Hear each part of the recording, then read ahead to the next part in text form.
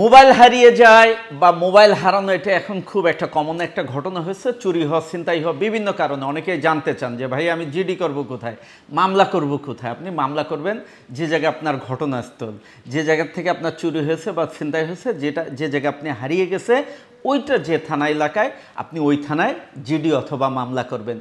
এমন আরও অনেক বিষয় নিয়ে কিন্তু আপনারা দ্বিধাদ্বন্দ্বে ভুগেন যে মামলা করবেন কোথায়, আসামির বাড়ির ঠিকানা না আপনার বাড়ির ঠিকানায়।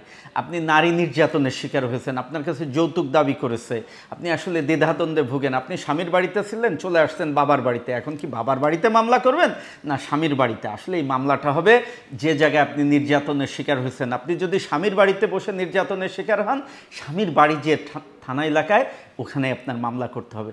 এভাবে যে কোনো ক্রাইম যেখানে ঘটনাস্থল, অনেক সময় প্রতারিত হন, অনলাইনে কেনাকাটা করতে যে প্রতারিত হন, আপনি যে এলাকায় বসে টাকাটা লেনদেন করেছেন বা টাকা পাঠিয়েছেন, ঘটনাস্থল কিন্তু ওটা ওই থানায় গিয়ে আপনার মামলা করতে হবে।